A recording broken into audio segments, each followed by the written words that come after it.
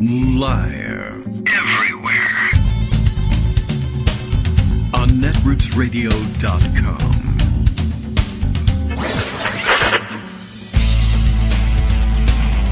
David Waldman. Kagro. In the morning. Now, here's David Waldman. Hey, good morning, everybody. How you doing? It is Thursday, November 16th, 2023. All right, our time is passing in linear fashion as usual. Time for another show. It's Thursday. Greg Dworkin returns for his back-to-back appearance from yesterday. We missed out on Monday, so we're going to have to jam-pack everything into these 2 days, but he kind of jam-packed yesterday. So, we'll do our best. There's plenty of stories going on, of course. No shortage of news. Not that that will stop us from hyper-focusing on one story. That can sometimes happen. But lots to round up. In congressional news, it turns out that they did, in fact, I think, manage to get the legislation through that they needed in order to avoid the shutdown. We knew that the House had passed its own strangely constructed, step-laddered, however they were calling it, CR, and there was some question, I guess, in whether or not the Senate was going to accept what they had been handed. But it being Thursday, November 16th, the shutdown otherwise being scheduled for Friday, the 17th, and the Senate being the Senate, as it turns out, they had no particular problem with it, and they appear to have passed the bill as well, and so it should be in fine shape to hand over to President Biden, and I guess if he signs it, then they will, in fact, avert a shutdown. So that's good news, just in terms of not having to deal with a government shutdown in the big travel week, et cetera, although I guess I'm trying to think back of which appropriations bills have and have not yet been passed, and so I assume that we're talking about it as it may be one of the ones that fund TSA, FAA, something like that. Certainly could. I didn't keep close tabs on it because I had been assured that everything was going to be okay, but you never really can. You never know. I mean, Republicans were telling us, we got this covered. So you know what that means. They don't have it covered. All right. So, as I said, many other sorts of stories happening today. Greg already lining up his raft of stories.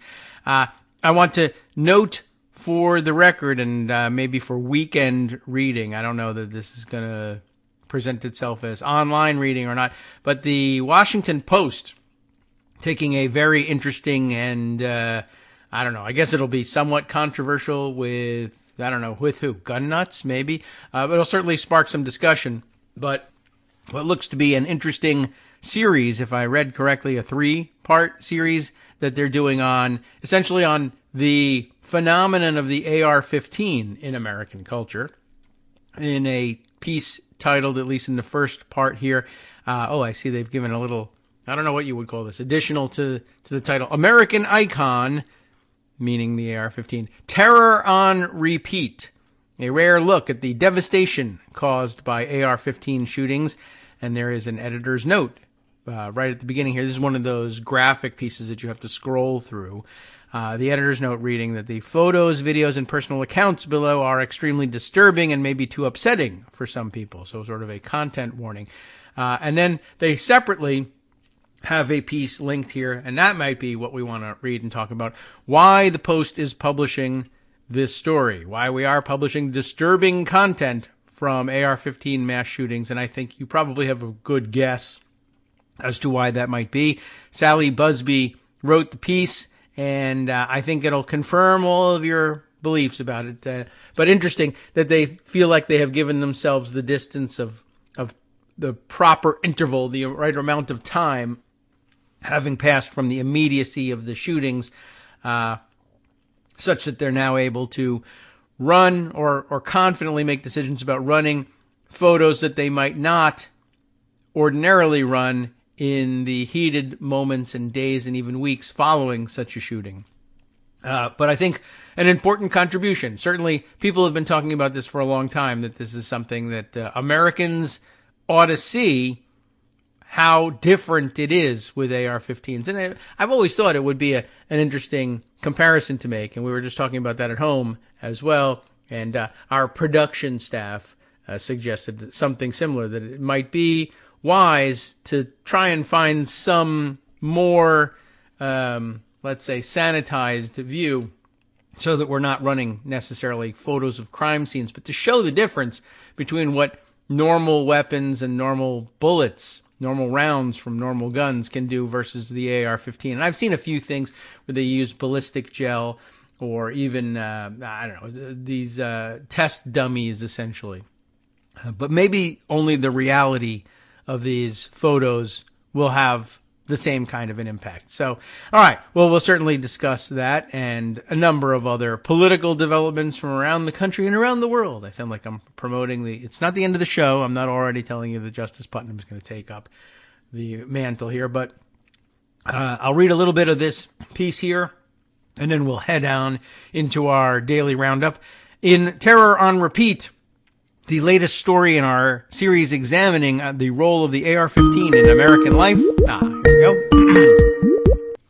I'll just finish up the paragraph here, but it's a continuing series, apparently. I guess it must have, it says our latest story. Did I miss the first couple of them? Maybe. But the Washington Post here is taking the unusual step of publishing photographs and videos taken during the immediate aftermaths of some of the nation's deadliest mass shootings. Like other news organizations, we cover the effects of these tragedies when they occur, but because journalists generally do not have access to crime scenes, and news organizations rarely, if ever, publish graphic content, most Americans have no way to understand the full scope of an AR-15's destructive power or the extent of the trauma inflicted on victims, survivors, and first responders when a shooter uses this weapon on people. So you get some sense of where they're going with this story. We can read or discuss it further later on, but I want to sort of lay that out there. Of course, might be something that Greg is interested in commenting on as well. But I know you got your own roundup, and we got a lot to cover today. So good morning, Greg. Good morning. So this was the last story I had at the end, and thank you for that lengthy introduction. Okay. Gave me a chance to make some coffee. Oh, all right. All right. Well, I should have guessed that this would be on your list, and we can discuss it more in depth later on then. Excellent. Well, let's just talk about it now and get it done, and then we'll move on to something else. The interesting part about what they published today with the warnings and the discussion that you went over in terms of why they were doing this. Yeah. They have both video. Most of the video seems to be from the Harvest Festival in Las Vegas. Yes. And pictures. And the pictures are from places like Sandy Hook, Tree of Life, Uvalde, and there are no bodies. Okay. I contrast that with a Lydia Pulgren piece in the New York Times yesterday, which deliberately showed Palestinian children's bodies.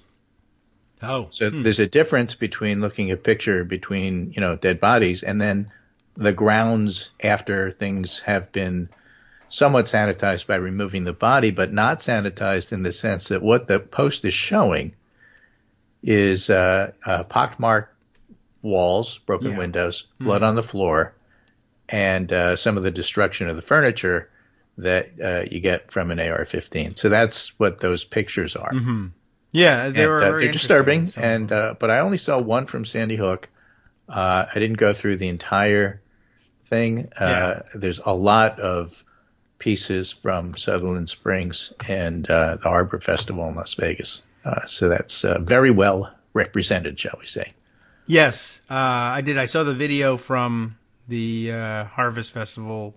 Although that was really more about hearing the audio more than anything else. But interesting selection, certainly. All right. I don't know why. Maybe the piece to read to figure out how they selected these things is, in fact, this companion piece. Yeah, but I was less interested in how and why they decided to do this, and more interested in what they were actually showing. Oh, well, that's interesting. How you probably like how I would guess most Americans in that. I want to see what what they're talking about here. Yeah. Once I see it, then I can go back and say, okay, how did you decide to do these particular shots? Because I'm sure there's other shots they have that are a whole lot worse that they didn't show. Yeah, no, almost certainly. And the ones of the furniture and the scene are actually kind of interesting in their own right, because, I guess everybody has some sense. Although really, until you see the pictures of what it actually does to a person, you can't believe it. But you get some sense of what it might be like, given what is happening to the things around them. And there's a lot of if you can demolish a eyewitness room, I can imagine what you can do to demolish a kid. Right, exactly. And people are saying, like there's the panic, the confusion, the smoke that fills the room. People were saying, there's a lot of eyewitness accounts saying it looked like the walls were exploding, and I realized it was just they were being sprayed with bullets and they were collapsing. The drywall was just peeling off the walls. Yeah, exactly. It's really something. So, definitely worth commenting on, and definitely traumatic, and the aptly named trigger warning needs to be applied here. Yeah. So do take care, but do it if you can.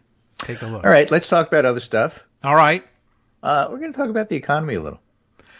It's either amazing or terrible.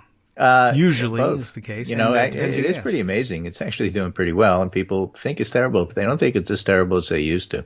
Oh, well, that's amazing. So here is a interactive poll from YouGov yesterday.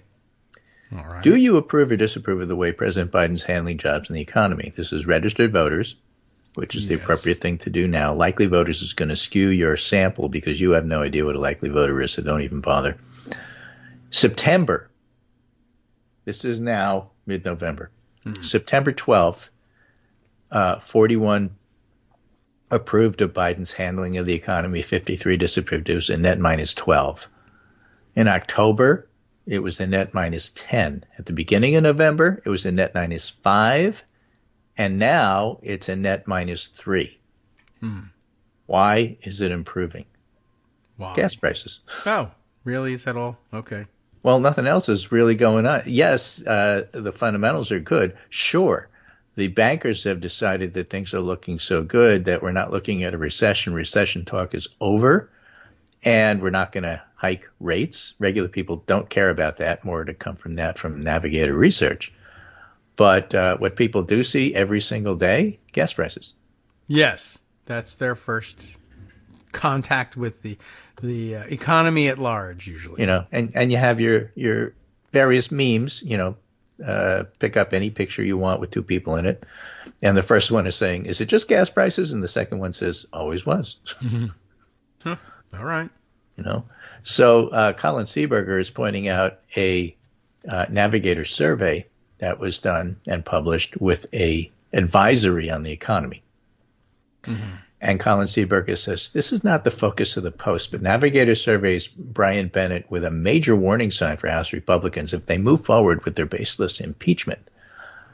They look at 4 data trend points. Okay. Data trend point number 3 says Republicans are viewed increasingly as unfocused on the economy. In July, the share of battleground constituents who believed Republicans in Congress prioritized economic issues was net minus 30. 29% focus more on economic issues, 59% focus more on non-economic issues, otherwise known as culture war, otherwise known as woke stuff, otherwise known as Chris Rufo's, favorite stuff. After a turbulent fall punctuated by Republicans in Congress's near miss with a self-inflicted shutdown in a speakership fight, the share has fallen to net minus 53.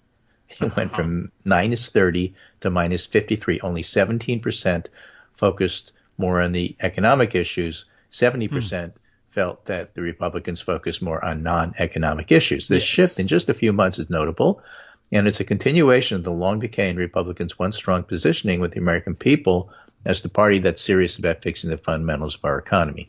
Well, here's my thesis. Let's pretend for the moment that polling today reflects what people would like to have happen in the country. Okay. And therefore, they're judging Biden compared to perfection. Whereas in November, they'll compare them to Republicans, and one Republican in particular. No, and what we're seeing is that perfection. Although people are sour on the economy, and even a little bit more on that and why, the improvement in how people feel about the economy is notable in the YouGov poll. They think the Republicans are not serious about dealing with the economy. Economy remains the major issue for people. And that's one of the reasons why I'm bullish about Democratic performance in November 2024, doing better than the poll suggests that they're going to do right now.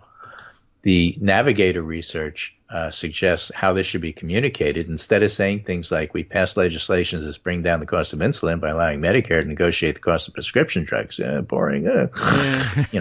What they should say is, while MAGA Republicans are focused on taking away abortion access, we're working on the cost of insulin. That's a better way to do it. Right, Everything is a contrast. That's what elections are. And because we're not seeing that yet, but we will, and we're just starting to now, that's why I think that the polling today, especially if it does likely voters, is just completely and totally misleading. All right. Well, I think that's a perfectly plausible campaign focus too. Like sometimes people would say, well, we ought to be advertising XYZ, and we know that our consultants typically don't end up allowing it. But that's well within tolerances and good framing. Just plain good framing. We get both issues in there. You got to be for something. Oh, we're for the second part right here. Yeah. Speaking of framing, National Journal's polling guru, Natalie Jackson, has a column yesterday, which I thought was really, really interesting, which is entitled, "It's Still the Pandemic, Stupid." What? Polls are telling us people are traumatized. We're too busy with the Trump-Biden horse race to notice. And she talks about the fact that what hit us in 2020 was so huge and so vast, no one saw it coming, and there was no end to it.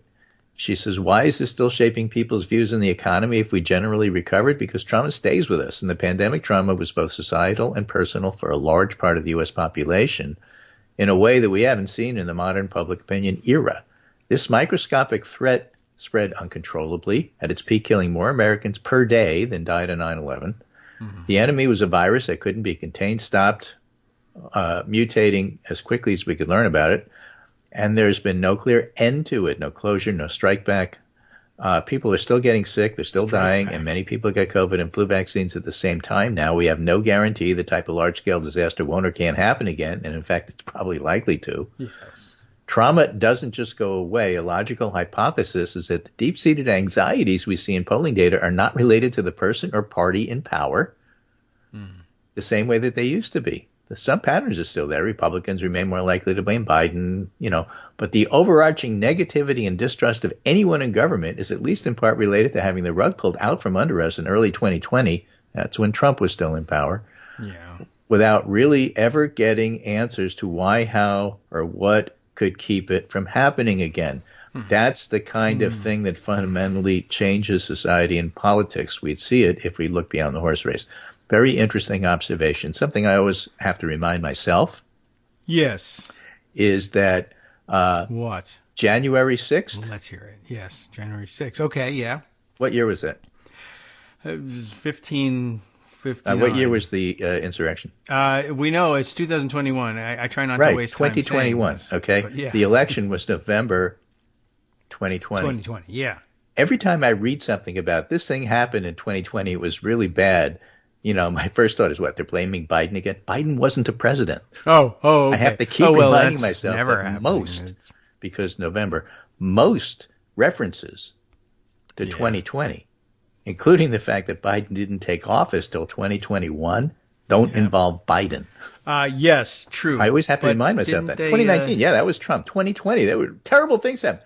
Who was president? I have to remember. Yeah. Wasn't there a period, and probably still continuing, where Republicans would occasionally blame Obama for 9/11, though? Mm-hmm. Yeah. So, well, they knew he was coming. Yeah, exactly. So, and there's still, when you look at timelines, there's still things that people blame Biden for when he was not in power. So the trauma that Natalie Jackson's talking about with the government abandoning us is Trump. Yes. And I do think that there are a lot of people who even began the Trump era thinking, well, he's terrible and I hate him and all, but the presidency is it's a huge institution and there's nothing the presidency we can do is to the wreck thing. the I whole can respect the presidency, but not the president. Yeah, but I have to respect the presidency. And that the machinery of government will work, even when an idiot is in charge. And he proved that you can wreck it. You can totally destroy the government's so the whole point of talking respond. about Trump's 2025 plan is to, highlight the fact that we're not just talking about the president being a jerk. Right. We're talking about what he's trying to do to the presidency, which you claim to respect. And if your claim is that you really respect the presidency beyond who's president, take a look at 2025 project. Take a look at what Trump has already said he's going to do, and explain to me how you're still supporting this guy. Well, I don't know. I don't want to hear it, but it's true. There's people who are just ignoring all of that, even though now it's even gotten to the level where The Hill now running their own article about it. By the way, have you guys heard that Trump might want to take revenge on people if he becomes you can't president claim again? that the media isn't covering it. They are. No. And even at that level, right? I'm sort of surprised. It's really, it's been quite some time since it's been obvious and since others have been running the story. But now it's an obligatory story. Every newspaper is covering you really it with the know word that it's revenge. penetrated when it's on the headlines for Yahoo when you sign on to get your email or something like that. As friends who use Yahoo's email service to tell me, because they have the regular news summaries for regular people, the kind of stuff you'd see used to see at the checkout at supermarkets. What's the Inquirer covering? That kind of thing. That boy. And what's people and what's us and what's on the covers, for magazines that may not exist anymore. But the point is, that's how it really penetrates. Yeah. Or in an earlier era, what are the late night comics talking about? As if people actually watch them now. Yeah, well, on YouTube. Well, it's on TikTok. That's what's really important. Right. Okay, they're funnier anyway. So, here's what Navigator says about the economy. Data trend 1, democratic accomplishments in the macroeconomic environment don't matter because they don't connect to Americans' top economic concerns, which is what things cost. They don't really care about jobs and interest rates per se.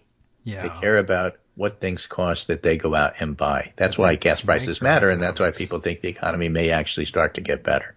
Okay. I mean, I think economists are shifting in their seats now. You're telling me that people don't care about macroeconomics because they're interested in microeconomics. You're saying we live in an ivory tower? You don't get out of it? Well, no, that yes, too. That's what I'm telling you. But also, pointing to macroeconomic trends isn't going to interest people who are asking microeconomic questions. It's economics, but macro and micro are different. Right. Well, just, be clear when you talk about what you're talking about. And, of course, you're an economist, so you won't be.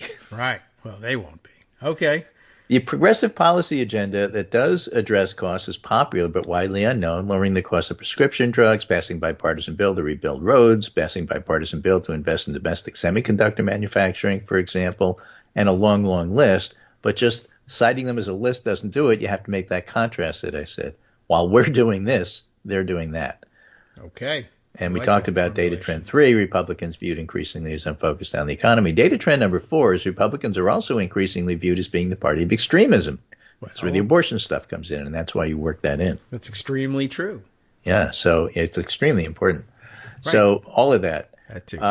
Here's another piece where you might look and say, well, what kind of effect is this going to have? And the answer is we don't know yet.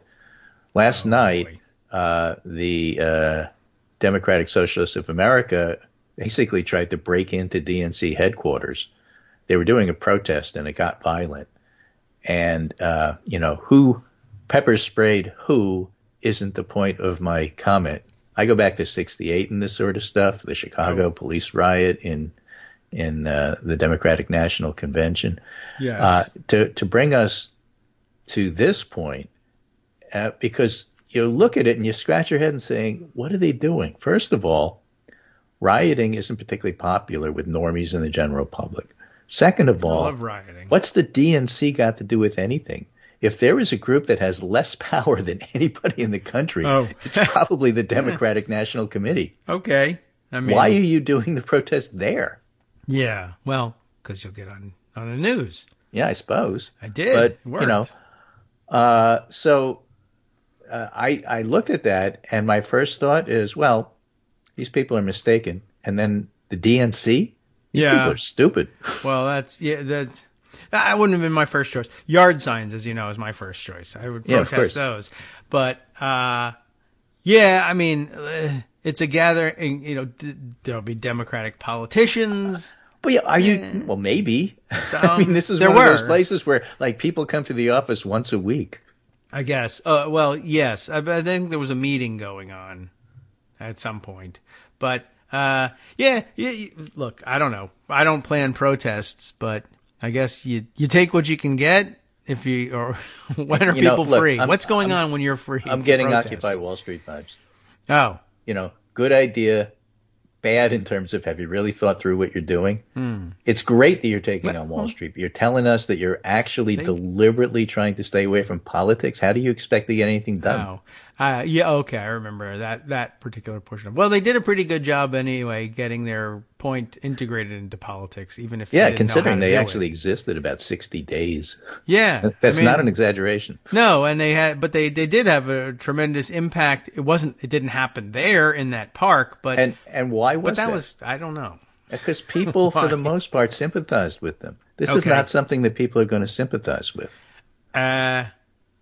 No? What were we protesting? No. I mean, you want to have a nonviolent protest and gather thousands of people? Maybe. You get your point across. People listen to the message. That's a lot of people. They must, But if you're going to start a riot, no. Oh, well, what? Okay. I guess that's, I sort of woke up to the news that that the terminology being bandied about, especially riot, was somewhat in dispute, but that's frequently the case too. Here's the AP headline: Police and protesters clash outside Democratic headquarters during demonstration over the Israel-Hamas war. And then they show video of clashing, which is to say it doesn't look at all. Yeah, I don't know. Well, I'll tell you what. I'll show you what I was looking at during the break, and maybe we'll introduce some of that. But Dave Weigel, I guess, was on hand. He was there. He was trying to describe accurately what was going on with video, and people were telling him, "Well, why are you relying on all that crap? I got stuff I got but he's on the internet." And Dave Weigel was saying, "I was there. I was firsthand." Yeah, but basically he's describing something very differently. Well, let me see if I can sort it out, because maybe I read it wrong too. Hang on, we'll be right back.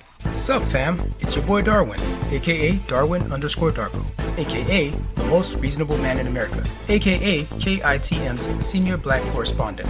You might remember me from such recordings as Spacemen vs. Space Cadets and We Need to Talk About Joe Biden. Today, I want to bring you good news about that thing you've been struggling with.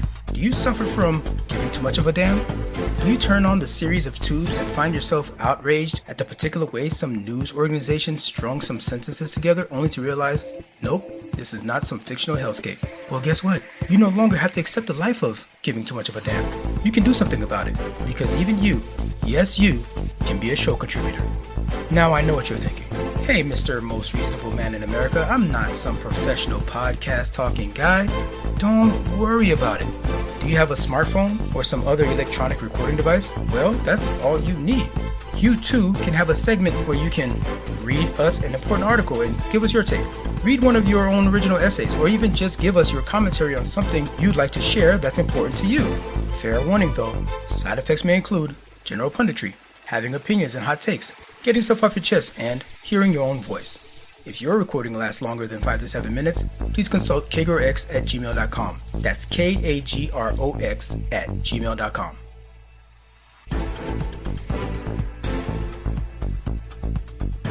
All right, welcome back now to the Kagro in the Morning Show here on Netroots Radio. Okay, so we're collecting some contrasting reports. I guess there's been a couple rounds. Well, it seems like both sides use pepper spray. Yeah, well, it's freely available and everybody can buy it, just like AR-15s. And at least it didn't come to that. Pepper spray, for the most part, non-lethal.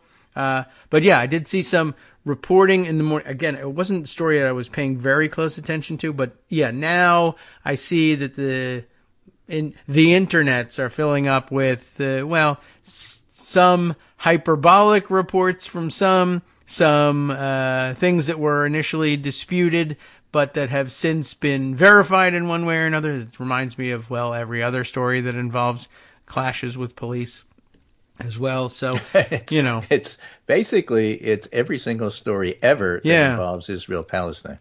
Yes, that is true.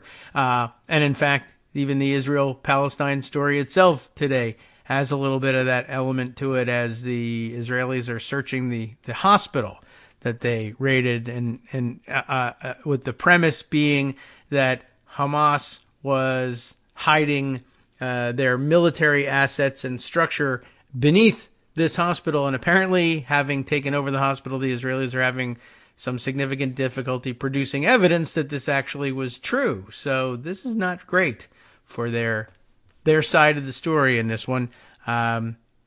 But a developing story. I don't know what's going to happen in the next couple hours or days and what they'll find or won't find. Well, let's go back to what Natalie great. Jackson said. It's really difficult when you don't trust anybody. Yeah.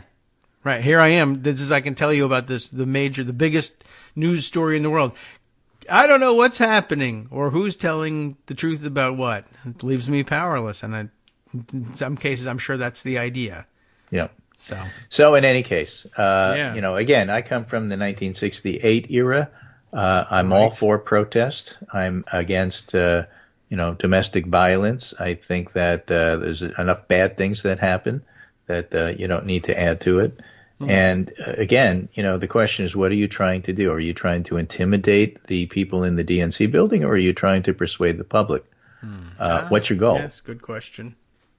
And if your goal is try to intimidate them, well, F you. And if your goal is to try to persuade the public, perhaps there are better ways. Mm-hmm. I can agree. All right. Well, let's see. What else? Why is that important writ large? Because this is a DSA sponsored thing, and the DSA is working really hard to marginalize themselves. And that's true in elections, like in places where they actually have some influence and swing, like New York. Yeah. And it's bad. It's bad for them. Huh. It's bad for everybody because generally speaking, they're often on the right side of things, but, not always. And if you marginalize yourself, you just take yourself out of the conversation. Okay. Well, warning to you then, don't do it. How does that work out electorally or how does that work out in politics? Eric Adams is not a good person. He's a terrible mayor. He's probably a crook. We'll have to see. The FBI and others are investigating him. But there's no alternative in New York because the factions can't agree and they all fight with each other and come up with, unfavorable suggestions as to how you move further beyond Eric Adams. So that's where it winds up hitting home. Yeah, we haven't done any Eric Adams stories. I don't know. I guess I was waiting for something. Well, I don't know if you know, happen. but I don't know Eric anything. Adams is being investigated by the FBI for illegally taking money from Turkey. That is They stopped him on the street and they impounded his cell phones and iPads and so on and so forth. And we're still waiting to see what happens from that. Right, not the Thanksgiving turkey, but the country.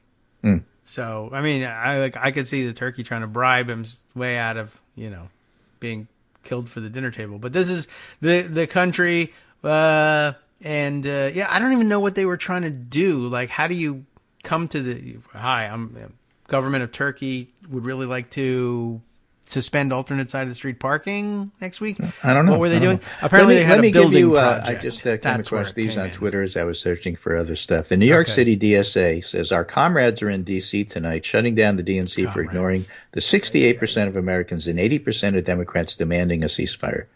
I don't know if those numbers are correct. But neutral reporter Peter Hamby says, what do these people think the DNC actually does?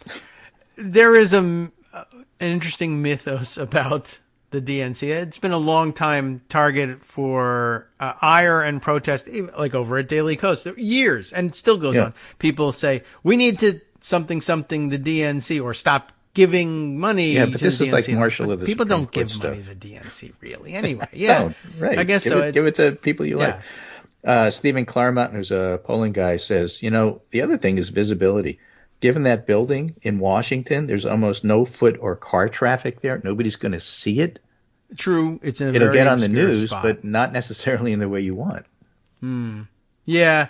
It's tucked away in a little, inaccessible corner of Capitol Hill. And you have to be there on purpose. You're not going to happen, but not like walking by the Capitol with the kids on a tourist visit or Lafayette Square Park or something like that. You basically, if you happen by it, you'll say, why are these people protesting a medical complex near an elevated train track? I don't understand. It doesn't look like anything. So moving on to a slightly different topic, we're talking about the economy and Biden and, of course, coverage and impressions of ultimately how he deals with the war between Israel and Hamas is going to be important, but too soon to say how that shakes out. I can tell you there's a new poll. Jewish voters, 74% support Biden's handling of the war. Jewish voters overwhelmingly trust Democrats over Republicans on Israel and combating anti-Semitism. And I didn't bring anti-Semitism at all into the discussion of the RNC. I don't think it has any place. It had nothing to do with anything.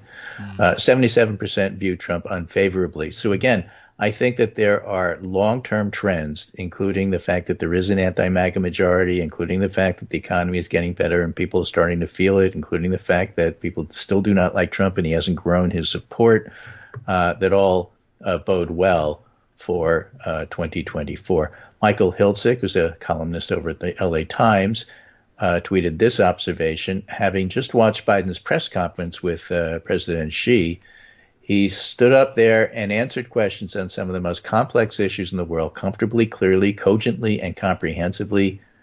Who says he's too old? Try to imagine Trump in this situation. Right. Man, woman, person. And President Xi is there. Rice, China. Yeah. Right, sure. Okay. So somebody comments, we weren't watching the same press conference. I saw an old man mumbling. And Hiltzik said, I was watching the one on TV. Which one were you watching? The one on Planet Zog? Yeah, sure. Yeah, people will, it will color their observations, certainly. But yeah, there was never a time when, remember that when Trump hosted the president of China, he talked about how delicious the chocolate cake was at Pervalago. Yeah, and that literally. Was then. This is now. He can't even remember that Obama isn't president. Oh, yeah, well. And that North Korea doesn't have 3.5 billion people. Right. Okay. Yeah. Or that the Continental Army never took over the airports. Right. Another Twitter person I follow just because it's informational is somebody who posts this Gas Buddy guy. He seems to be the expert in gas prices, Patrick DeHaan, and writes, the national average appears to have resumed its decline, falling to $3.32 per gallon today. Gas Buddy counts nearly 60,000 stations at a $2.99 gallon or lower, with 10 states averaging below $3. Iowa and Kentucky continue flirting with falling below that. So, gas prices. Yes. Ethanol prices in Iowa, of course. Don't forget that. All right. He's way too involved. Maybe he's the inventor of the Gas Buddy app, which tells you where to find the lowest prices. So I guess that must be it. You want to know what's going on with future prices, just follow him and he'll give you a pretty good clue as to what's going on. It's his thing is what he does. On the legal front, stuff happening. Trump's attorneys, of course, were seeking a mistrial in New York for judicial bias. They actually filed something, which I don't think is going to go anywhere. But, they're doing it for political reasons. Yeah, sure. It's all they have. And over in Georgia, not New York, but Georgia, neither of these being D.C., in Georgia, you may recall that there was some video that was leaked to ABC and other outlets, right, about some of the people who pleaded guilty to some of their stuff because they were, and some of their proffers were recorded and leaked, at least parts of them. Right. Yeah, that was unusual. And the question on the table is, why would the government do this? The government didn't do this. What? Yes. The first response I had is, why do you think the government did this? The government didn't do this. Well, it turns out we now know who did it. Not the government. Jonathan Miller, an attorney for Misty Hampton, one of the defendants, says he shared the proffers with a media outlet. The public has a right to know. Well, it's a good slogan, said the judge, but do we have any statute that says pretrial discovery is part of the First Amendment? The leaks come with a lot of side effects. So Misty Hampton's attorney, Jonathan Miller, said, and I quote, I don't believe that two of these defendants, Scott Hall and Sidney Powell, were directly related to my client, and I don't believe that either one of these hurt my client. If anything, I believe they helped my client, and the public needs to know that. So, in other words, I'm throwing everybody else under the bus to protect my client. That's my job. I'm their lawyer, not the other people's lawyers. And that's why, I would point out, there's so much maneuvering by Jack Smith about whether it's kosher for Trump lawyers to cover all of the Trump defendants. Yes. Because sometimes the defendants have different needs and different things going on. And here's a clear example. Yeah. Misty Hampton would be happy to throw Scott Hall and Sidney Powell and Jenna Ellis under the bus if it would help his client, because it's my client, not them. I'm not representing them. But what happens if you represent everybody? Then you don't act the same way. That's the point Jack Smith is trying to make. Yes. And to judges like Chutkin, she gets it. And to judges like the one in Florida, not so much. Canon. Yeah. So for those asking, Tamar Hellman reports, because there hasn't been a protective order in place, it's not illegal to share the proffers. Things will change once Judge McAfee drafts his order. A person could be found in contempt of the court for sharing what's deemed sensitive discovery material, and his comments suggested that he was perhaps leaning that way. So that's something to watch for in future. Yes. Okay. Keeping an eye on it, keep an eye peeled. Right. Now, we should point out for the record that the House has gone home. Okay. See you later, everybody. Right. We'll see you after Thanksgiving. We're not going to do anything. Yeah. I think you pointed out at the beginning of the show, the Senate can do stuff, and the Senate will be doing stuff. One of the things, of course, is working on the CR and getting it to Biden's desk so he could sign it. Another thing they're working on, and again, this was a late night session till 1 a.m. or so, or beyond, where Joni Ernst and some of the other senators were trying to tell Tommy Tuberville he's a jerk, and he didn't want to listen. And Lindsey Graham said this morning, look, we're going to have to do something. If we have to change the rules, we have to change the rules. Hey. This guy's not cooperating. We like him. We don't want him to, look bad, but we got to do something. Yeah. So I think that that's coming. I still think they probably could have convinced him that that he, like a football coach, like he only gets 3 filibusters or something, like timeouts or protest flags. You have to vote for the Democrat. Yeah, right. And he might have believed that. He's not, super sharp. But all right, well, we'll see. I don't know. It's nice to hear that they're on the side of doing something and that we may have to have rules change. Although one of the problems is that it's kind of difficult to envision what the change would be. But if you have a consensus, you can do it ad hoc and change it in a way that gets you through this situation. Look, we're going to do all 400 at once, and we're going to make it majority rule. No filibuster. That's what you do. Yeah, it really has to be like a special case thing. Yeah, this is a special case. One time, we're just going to do this. And by the way, don't worry, we're not going to do it again, but we are doing this. I do want to point out, like, if they're going to do something, like I say, ad hoc that controls this situation and this situation only. In other words, controlling how debate will work this one time for this one function. And I just wanted to let you know that the people who are going to say yes to this are the people who also say, don't turn the Senate into the House. Yes. Until you have to. Until you have Tommy Tuberville. Yeah, then turn the Senate into the House, but only briefly. What I cannot, stepping back and looking at the bigger picture, what I cannot figure, it's really hard to judge, is whether or not, in terms of turning the Senate into the House, is Tommy Tuberville, does Rand Paul, are there intentions to try to screw everything up and make the government not function so that when Trump is, reappointed president, that he gets to fill all these positions with his own people? Is that part of the deal? Is this still the insurrection? Or are they just weird people? And it's hard to tell. Maybe because Rand it's a little Paul of both. Isn't stupid, but as many people have pointed out, how does Tommy Tuberville, who is an idiot, know the arcane rules as to how to do this and push this to the point where he can make the Senate collapse? He doesn't know anything about the Senate. No. He does have staff, though, and usually they are carried over. And, just like Mr. Smith Goes to Washington, if you've ever seen the movie. Jefferson Smith didn't know anything about how Washington worked, but his loyal staff, whoever her name was, taught him everything he needed to know as to how to pass a bill. Sometimes, I don't know if it happens exactly that way, but sometimes the staff will instruct him. And of course, what he's doing is the simplest possible thing. Can I teach you, even a football coach, to say no every time you're asked? Yes, I can probably teach you. Just say, I object. Just stand up and say, I object. Yeah, right. Just getting in the way is kind of a decent, easy skill to teach. Now, the frustrating things, and again, let me go back to the scandal sheets, the gossip sheets, Punch Bowl and Political Playbook and the like. If you're going to read them, here's basically what they were saying from a week ago. Yes. Okay. Shutdown is coming. Shutdown is near. Yes. Shutdown is imminent. It was. This is on successive days. Shutdown is about to happen. Shutdown might be as soon as today. Ooh. Mike Johnson finds a way to avoid shutdown.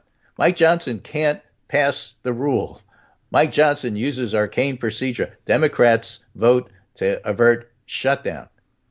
And then what happens after that for the next few days? Shutdown was averted a couple of days ago, the day after that. Shutdown was averted a couple of days ago. I mean, all they talked about was like nothing else. Well, that's a very sensitive weeks. topic. Yeah. Okay? But, like, was anything else happening? No. Israel-Hamas war, all sorts of other stuff. Economy, meeting with Xi, getting the pandas back from China, which came out of that meeting, the important stuff, Yeah, we lost our pandas. But all they talked about was the shutdown, and all they're still talking about is the shutdown.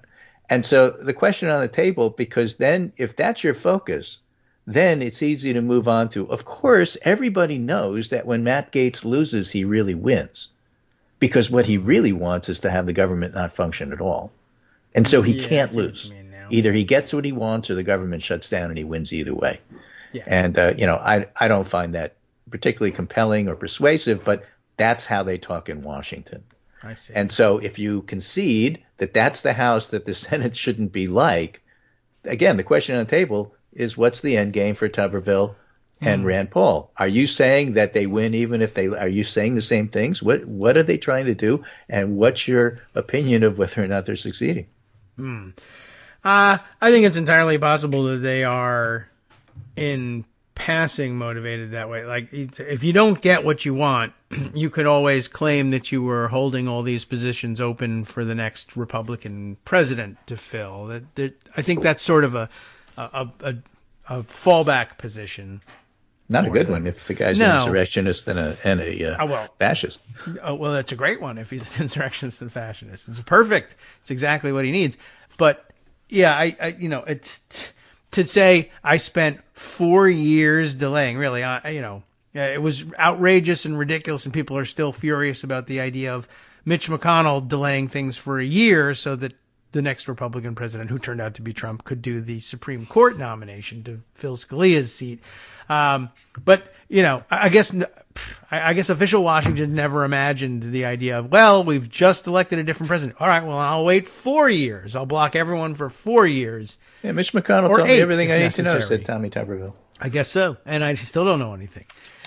But yeah, I mean, can you plausibly sit there and like, okay, Biden has now been reelected. Tommy Tuberville says, I'm going to block every nomination for 8 years, and then if Kamala Harris runs for president, then I'll block everything for 16 years. I don't know, maybe. But along the way, they can just say, well, it's abortion. Or Rand Paul can say it's, I don't know what, licensing optometrists or something, whatever bothers him. Is he optometrist or ophthalmologist? I don't know. Ophthalmologist. Doesn't matter. He's a doctor. Yeah, okay. Doctor of ophthalmology. Okay. Sturgeon. He's a sturgeon. Well, so yeah, I don't know whether that's really part of their planning, but I think it does. It's a good fringe benefit. You can always, and I guess with the base, the cuckoo base, you could say, everyone else thinks I look like a ridiculous idiot blocking people for 4 years, but the base loves it because they want whatever they want. Gimme-tarianism. I look tough for 4 years, but I'll be interested to see what sort of solution they come up with. There was the idea floated of having a standing order that would only change the rules for the balance of this Congress. That seems like a nice way of doing a limited thing that then reverts back to the norm. The rules go back to what they were after on January 3rd, 2025. And I like that because Tuberville would just do it again. Yeah, like after you get which this would through, be fun. if he just made it, if it's just this one-time vote, then he'd start holding everything up the next day. That could be true, and then they could dump bean soup on his head in the Senate restaurant and see. No, if you that have to do changes chilled Gatorade as a coach. Oh, well, you could put it in a cooler and fool him. That's the only way you'd get close enough to him with the soup. But you could do Gatorade. I think the visuals would be fine. Yeah. All right. Well, although he'll think then that you're on his side. That's actually celebratory. I don't really understand that, but I don't know. It's a football thing. Right. Well, other things that are happening around the country which are under the radar, including the fact that, the Democrats in the last elections, by the way, cleaned up not just in Pennsylvania, but also New Jersey, where they won some very close races and improved their margins in the state capital there. And then this from Stephen Wolf. That's tough in the Menendez era. Yeah, an effort to enshrine abortion rights in the Nebraska Constitution is being launched, following on the heels of successful efforts in other red states where Republicans had enacted or sought abortion restrictions. Since Dobbs, all 7 states, this is the part Stephen Wolf is writing, the other was from Scott Bauer, AP. Since Dobbs, all 7 states that have voted on abortion-related ballot measures saw abortion rights supporters win, even in Trump-voting Kansas, Kentucky, Montana, and Ohio. Although the legislature in Ohio is thinking about trying to undo everything that Ohioans voted on, another story there. Abortion rights measures are already on the 2024 ballot in Maryland and New York, while efforts are ongoing in Arizona, Colorado, Florida, Missouri, Nebraska, Nevada, and San Diego. Right. No, South Dakota. Oh, okay. Yeah. There are probably more people in the other SD. So I can see why if you put that on the ballot, people will come out and vote for it, which is always good for Democrats. Right. Bush did this to help get himself reelected, so it's not unusual. Okay. Yeah, and we've known that about ballot initiatives for a while. I think the marijuana legalization and other similar movements, in the last couple of years have discovered that Democrats perform better when that stuff is on the ballot. Even though, as it turns out, Republicans, well, they're happy to turn out for it and vote for it as well. I did see some astonishing statistics about who cast votes in support of Issue 1 in Ohio, including a lot of people who allegedly were self-identifying evangelicals. So, Interesting. Not sure what the motivation was, and I don't know how far they it's a losing issue, and they don't want to be on the side of a losing issue. Speaking of not wanting to be on the side of a losing issue, there's me. Do you think Joe Manchin is going to run for president for no labels? That is a losing issue. I don't think so. Yeah. I think he loves the attention but hates losing. Otherwise, why not roll the dice and run for another term? He just doesn't want to be seen as a loser. Joe Manchin never loses. That's because he won't run a race again. Yeah, right. Well, I guess that's it. It's part of never losing. Yeah, is that the threat? Did people I've never lost a presidential race myself. I don't think you have either. Right. I have 100% every time that I've run. I've Nobody's not lost. Defeated me anyway. Okay, play it safe. Ask Tommy Tover. He's a coach, right? What happens when you play not to lose? Right. And I will finish with our good friend Chip Roy, who's doing in-kind contributions to the Democratic Party these days. All right. He got up on the floor of the House. I think I know it. Okay. During his general speech. Oh. And said, give me one thing, just one thing that the Republican majority has actually done that I can go home to my constituency and say, I did this. I want Republicans to give me one thing. One. Yeah. Just one. And how did it go? He's making the point, you're giving me nothing. Oh. And I'm thinking, it's true. Yeah.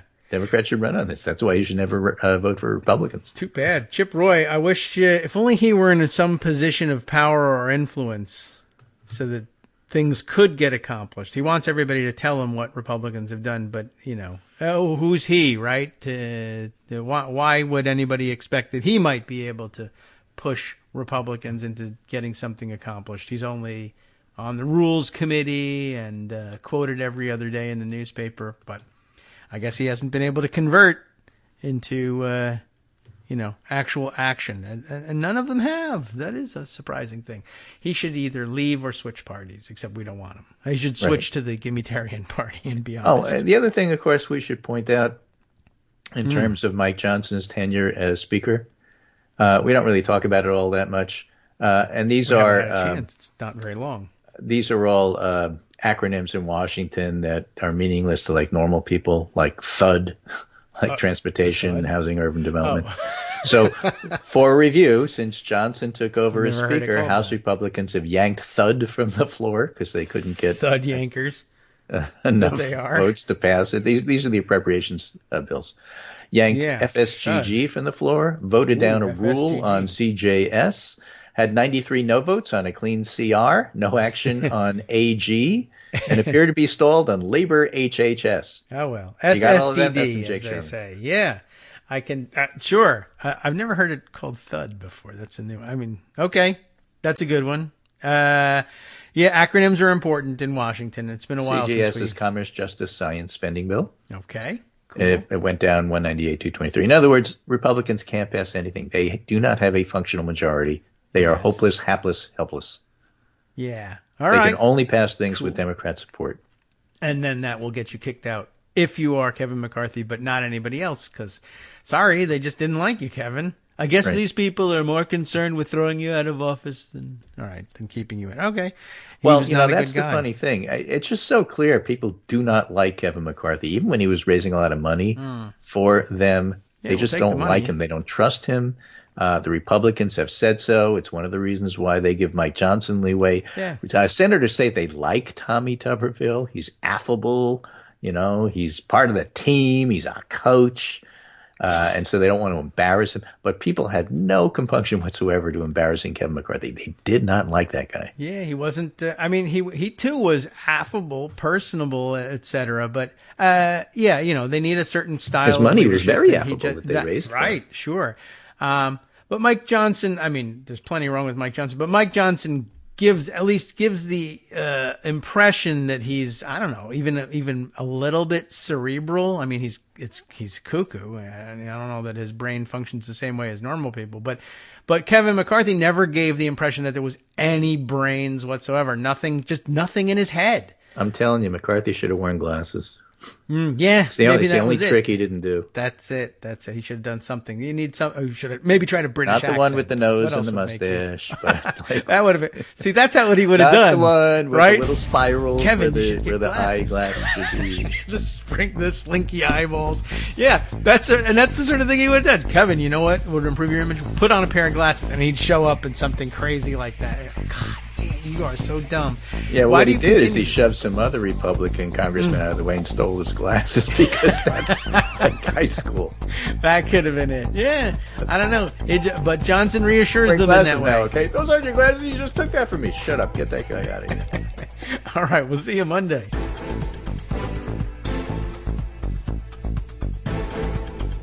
All right, welcome back now to the Kagro in the Morning Show here on Roots Radio. All right, time for us to checking out. Let's see. I don't know. I was just distracted by another story that flashed across, and I'm trying to think. Do I even know what this is? I don't know. It's too attractive to look away. Something from Talking Points memo, the morning memo. David Kurtz writing this thing. It just promises to be so interesting and exciting and unusual. What it looks like when you elect online trolls to Congress. I am curious. What would it look like? And the answer is, of course, have you read the newspaper, sir, at all? And, of course, you work for one. And so, yeah, all right, it's a rhetorical it's not even a rhetorical question. It's not a question at all. It's just, okay. They're going to show us another example of what it looks like. Let's see. It's okay to laugh and cry. We are warned up front here. The appearance of FBI Director Chris Wray on the Hill Wednesday offered another bracing example of how far off the rails the House GOP has gone. Obsessed with conspiracy theories, performative politics, and pugilism, the worst of the House Republicans show little interest in governing, but have enormous appetites for getting in front of the cameras. Okay. We know this much. It's bad every single day, but it comes into stark relief during committee hearings when serious, well-informed witnesses with expertise and responsibilities are used as would-be punching bags. That's a good point, that it's going to come into focus more in that setting, because on the floor, it's really just, if there's any debate going on at all, it's just members trading prepared speeches, sometimes with good talking points, sometimes not. But if they alternate, okay, one side will attack these guys, and now we switch, this side attack that side, and it's two very often non-serious sides trading non sequiturs with one another. But when it's in a hearing setting and you bring in somebody who's supposed to have some expertise, that's why they're appearing as a witness, and there are 5-minute question periods. I guess it comes into starker relief at that point. So, where were we? Yes. Bewildered, confused, not up to speed on the latest bogus conspiracy theories. The witnesses are often left grasping for what the members are even talking about. That's so interesting. The people who actually know what's going on in the world end up looking bewildered and confused and not up to speed. But that's because they've come prepared to testify with respect to facts and reality.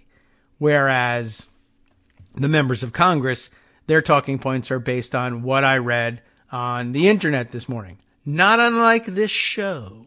However, we do have some background in reality and can revert to it on short notice. So this is what happened yesterday. So it went yesterday with Wray, when Chris Wray, FBI Director Chris Wray, showed up on the Hill. What's going on?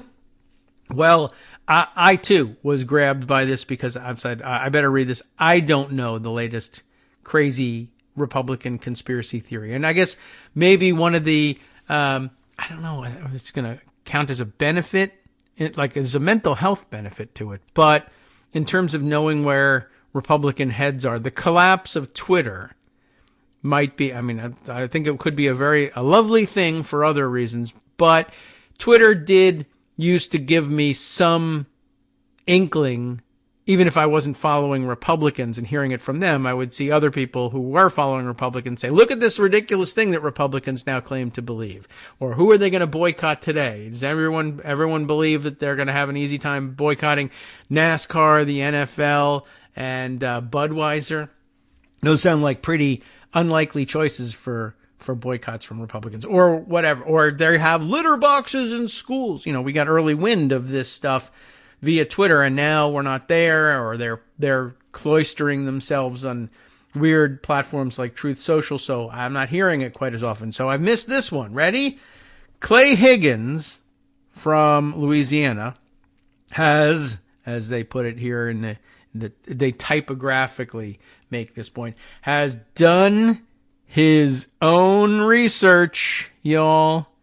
His latest conspiracy theory is that conspicuously white buses, conspicuously white somehow, these buses, were used to transport FBI personnel and informants disguised as pro-Trump protesters to the January 6th attack. We're still on that. We'll never forget January 6th, but we're still on Republicans trying to come up with theories as to why what we all saw with our own two eyes isn't what we all saw with our own two eyes. Yes, the huge crowd of Trump flag-waving protesters that smashed their way into the Capitol, assaulted police officers, hit them over the head with hockey sticks, bashed them with fire extinguishers, smashed the windows, smeared feces on the wall, and then ultimately landed the QAnon shaman in the speaker's rostrum, or I guess he went into the Senate, right? And in the Senate president's chair, howling at the moon.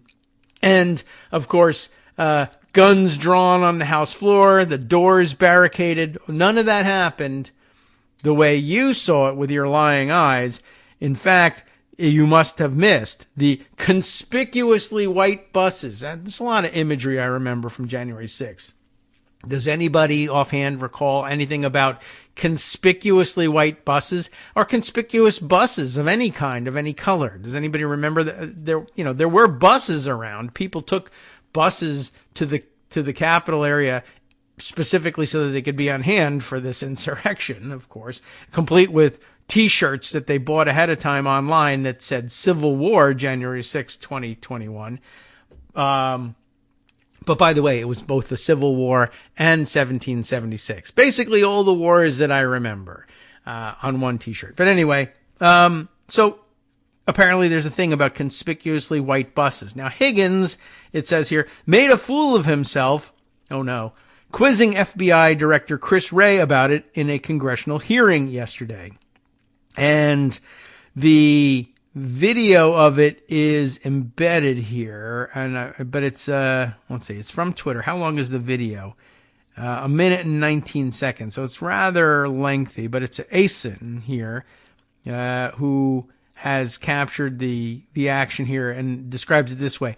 I guess the key part is Ray says, if you are asking whether the violence at the Capitol on January 6th was part of some operation orchestrated by operatives or sources, the answer is no.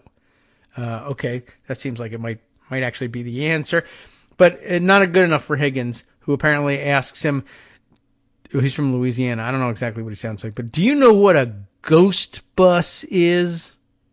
I mean, that's a good question. Not Ghostbusters, ghost bus. Do you know what a ghost bus is?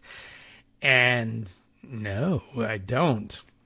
Nobody does, because of course there's no such thing. But he says, these are nefarious in nature. Of course, ghosts are, right? And nefarious in nature, and were filled with FBI informants dressed as Trump supporters.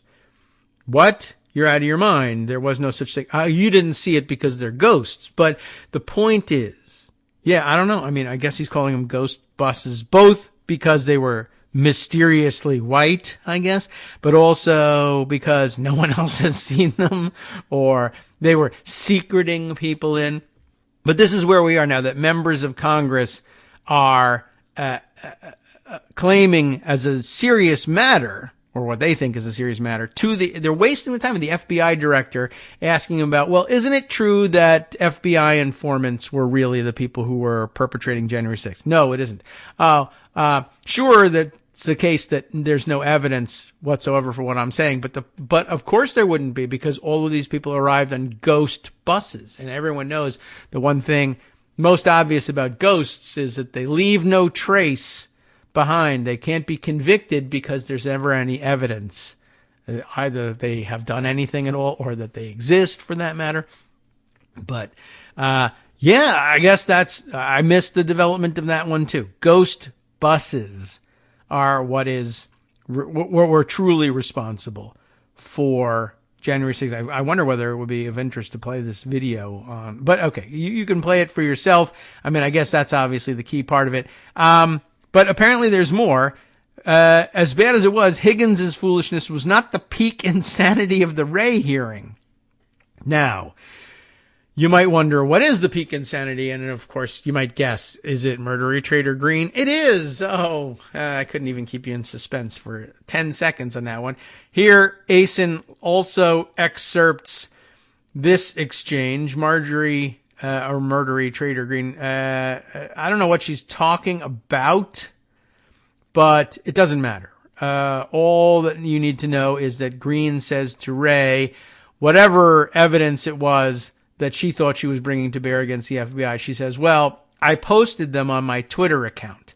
Now, Chris Wray, director of the FBI, you might think he doesn't have a whole lot of time on his hand for social media. He says, I don't spend a lot of time on Twitter. Well, that's a pretty good answer. And ordinarily, then a normal person who happens to be a member of Congress, despite it all, would likely say, well, okay, it doesn't matter. Let me take you through the evidence and then ask you what you think of it. It doesn't matter to me that you didn't see it on my Twitter account online, but not Marjorie Traitor Greene. You can't tell her no about anything. Right? So now he says, I don't spend a lot of time on Twitter.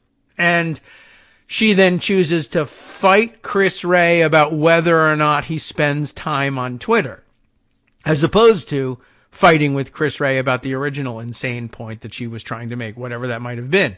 I don't spend a lot of time on Twitter. She says, well, I'm sure you do, because the DHS organized with other offices and censored people like myself.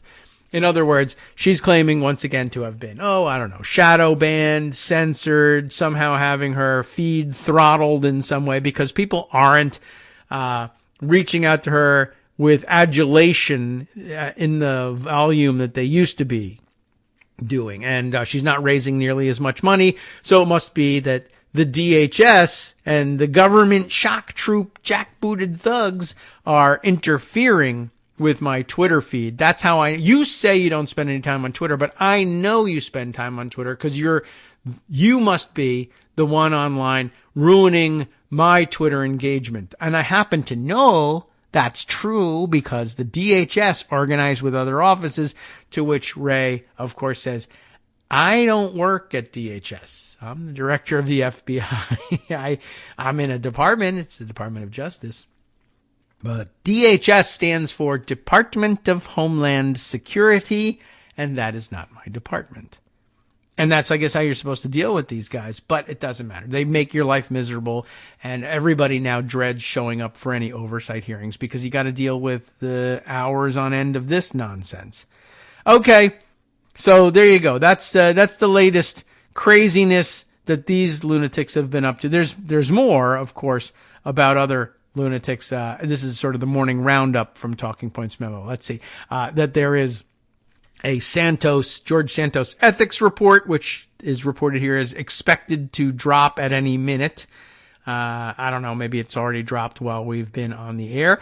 And then, of course, let's see, more reporting about getting to know Mike Johnson, a roundup with 2 Politico articles and an NBC News article in it. Politico has, let's see, Mike Johnson is on a board of a Christian publishing house that called Monkeypox, remember that one? A penalty for being gay. That was nice of him.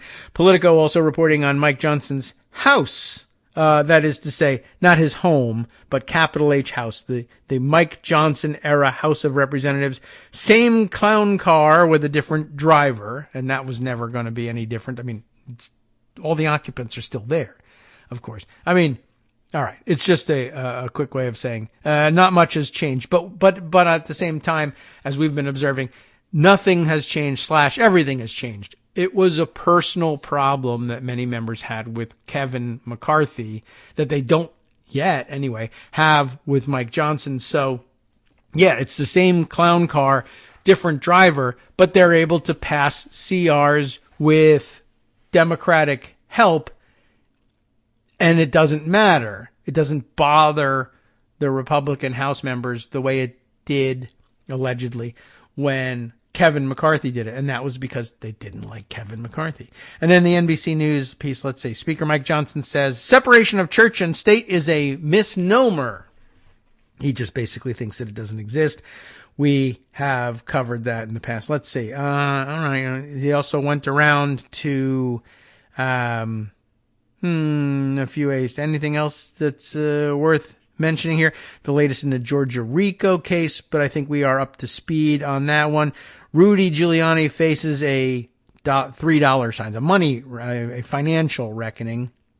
Let's see. Oh, yes, this is Ruby Freeman and Shay Moss suing him for between, I don't know whether they have to make up their mind any time, where, but between $15.5 and $43 million from Rudy Giuliani, money that he does not have and that Trump has no interest in fronting for him or even actually helping him raise. And then let's see, day late and a dollar short. What headline is that? Nevada's Attorney General now investigating Trump's fake electors scheme. I don't know why. I mean, it's late in coming, but I'm happy about it. Dollar short. I don't see why, but okay. And let's see. Oh, Marcy gets a call out in this one. Watch Trump sweat. Marcy Wheeler says Trump continues to disavow the mob that sacrificed their lives for him. And I think maybe in the figurative sense, ruined their lives for him. Yeah, that'll surprise no one. Okay, let's see. Other stories that I had set aside. There are a couple other windows I opened along the way here.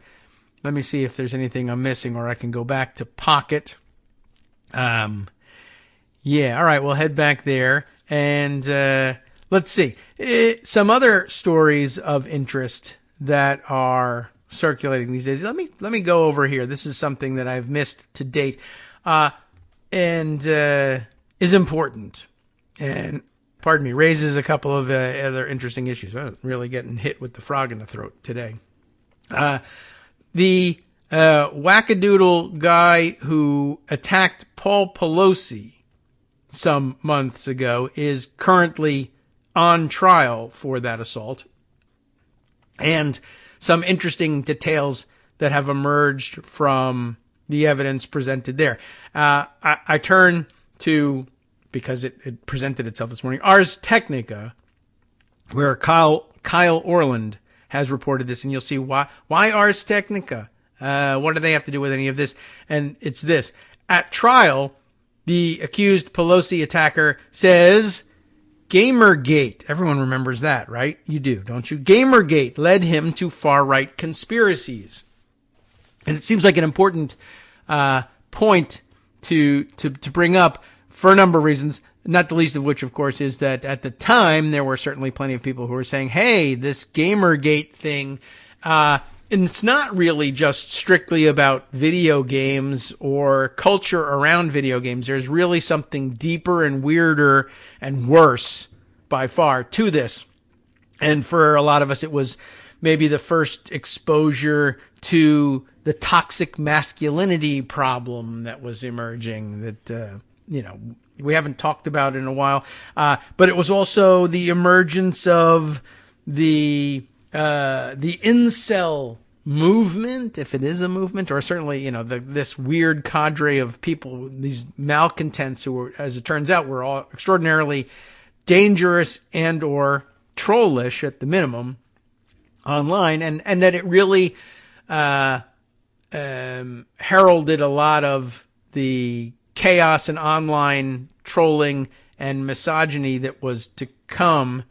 And it was out there already, and we weren't noticing it because it was only happening in this one corner of the internet. But all the evidence was there, and people were examining it. And I think it was really a call, or rather a situation where just most people were like, that just doesn't enter into my life. Video games, or writing about video games and video game journalism and the arguments online that people are having about it, just not a part of my life. It's never going to be a part of my life. But we also spent some time, some years ago, reading articles and discussing the weird interest that Steve Bannon took in that corner of the internet, and his realization that there was a real opportunity to convert otherwise apolitical gamers into weirdo, reliable, far-right, conspiracy-minded lunatics who would then be susceptible to being pushed from this weird topic about which they were intensely interested because games, and turning it political, and then convincing them that the whole world was in fact feeling this way and was against them, and that they needed to, or that they were in good company with one another to, express their anger, and that you could find expression in politics for their anger. And by the way, it also went hand in hand at the same time. First with a weird conversion of like health and wellness gurus into right-wing conspiracy accounts instead, or maybe alongside all this stuff, but bringing in people who ordinarily would have approached this topic of health and wellness probably from the left, but then sort of force-feeding them a diet of right-wing weirdness without identifying it as such, and affecting a strange conversion there. And I mean, that's kind of the space that RFK Jr. actually occupies as well, or, but that too, getting renewed attention even today. I did see that on flying by on social media, but I'm going to focus on this one because, of course, there's the trial attached to it, and we'll go from there. So at trial, accused Pelosi attacker says Gamergate led him to far-right conspiracies. The subheader here quoting him, remember that his last name is DePape, maybe? I don't know how he pronounces it, but searches for game tips. He was, playing his video games and searching online. How do I get past the boss level or whatever on this thing? Well, searches for game tips led to, quote, talk about how toxic Anita Sarkeesian is. Been a long time since we covered the Gamergate stuff, but that is, of course, that's a name that rings a bell from way back in terms of being a target for the ire of these extremely online, somewhat toxic or extremely toxic incels and other male weirdos. So, all right, here's the story. David DePape, the man accused of violently attacking former House Speaker Nancy Pelosi's husband in the couple's California home last year, said at his trial this week, that online searches for video game strategies ended up serving as his inadvertent introduction to a rabbit hole of far-right personalities and conspiratorial thought. Very interesting all in its own right. By the way, the trial's revelations have been very interesting just in terms of the actual, the act for which he's on trial in the first place, including some very weird revelations about what he had brought with him in preparation for this attack, and a very extensive recitation of what his plans were and how he actually did. Hope to encounter Nancy Pelosi there, not just Paul Pelosi, and B, that he had come prepared with, among other things, materials that would have allowed him to capture, bind, and interrogate Nancy Pelosi on video and, force her to confess all of the crazy stories that he believed about everything in the world. But that also one of the things he brought with him, in addition to, zip ties and things to bind and gag them with and weapons, were not one, but two inflatable unicorn costumes. Not clear to me what that was meant for, but there's an explanation somewhere. But this is going to focus on the Gamergate situation. KQED, we are told, reports that DePape said he'd look up strategies for defeating a video game boss, for instance, when he would stumble on a video that would be, quote, a total different person, and these people would talk about how toxic Anita Sarkeesian is over and over and over. DePape said these videos inspired him to research more about Sarkeesian, the Feminist Frequency founder, who was a longtime target for the amorphous 4chan-inspired anti-feminist online movement known as Gamergate. I wanted to find out what was going on here. I wanted to get both sides of the story. Oh, dear. Well, this isn't the first time that DePape has been linked to Gamergate. The New York Times reported last December that DePape's online writings explicitly referenced the group as inspiration for his politics. How did I get into all this? Mr. DePape wrote in a long blog post, Gamergate. It was Gamergate. I can't make it any plainer than that. At trial, though, DePape went into more detail about how researching Sarkeesian online moved him away from self-described left-leaning views and deeper and deeper and deeper, that's a quote, into the conspiratorial views of far-right podcasters and YouTubers, including James Lindsay. I'm not really super familiar with any of these guys, but Jimmy Dore, we've certainly heard that name before, and Glenn Beck. Everyone remembers Glenn, of course. DePape said he would listen to these voices for hours a day while playing muted video games. You should be listening to me. Absorbing wide-ranging conspiracy theories involving figures from actor Tom Hanks to Representative Adam Schiff and California Governor Gavin Newsom. Look out for those guys. At the time, I was biased against Trump, DePape said. Oh, good. That was nice. According to a BBC report. But there's truth there. So if there's truth out there that I don't know, I want to know it. Except you were actually listening to lies, but okay.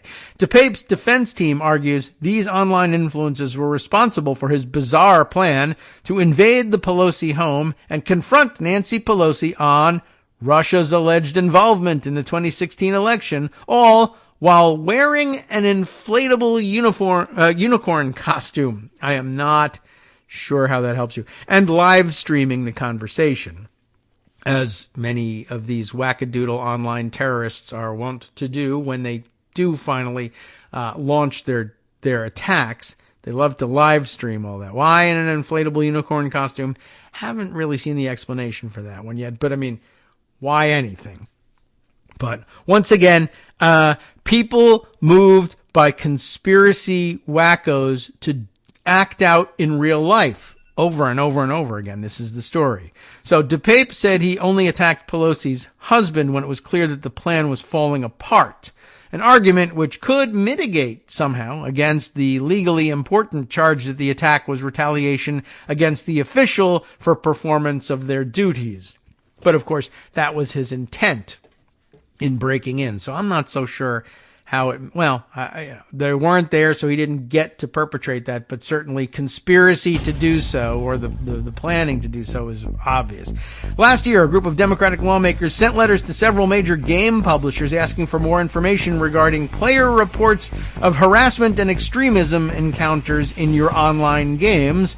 The letter was motivated in large part by an Anti-Defamation League report. They didn't capitalize it here, though, which said that 20% of adult gamers are being exposed to white supremacist ideology and themes via multiplayer games in 2022. Hi, everybody. It's me, David Waldman. Yes, the same guy who interrupts you all the time. Interrupting you one more time just to tell you again, another reminder that your contributions are what keep this show on the air, and Patreon.com, Patreon.com, is still among the easiest ways to make the sustaining subscription donations that keep us afloat. Are you ready for the pep talk about how our Patreon campaign is still going strong and growing? Well, too bad. Yeah, the plain fact is we actually are headed in the wrong direction, and whereas we once had about 175 monthly patrons, we're now actually down below 150. Time to recruit some more. Not exactly the kind of news I wanted to share, but there it is. For those of you in a position to support the show, Patreon.com does make it easy to make those secure, recurring monthly contributions to do so. Patreon.com/KagroX gets you straight to our donation page. We've been through a lot together. The worst of the pandemic, we hope. The worst of the insurrection, we hope. So go ahead and treat yourself. You don't need an excuse. Give yourself the gift of a little something you enjoy in life. Support the show. And of course, if you happen to prefer using PayPal or even the Square Cash app, we're up and running on those options too. So thanks again, everyone, for all your support. We couldn't, or at least shouldn't, do it without you. Hope you'll be on board soon too. Thanks for all your support.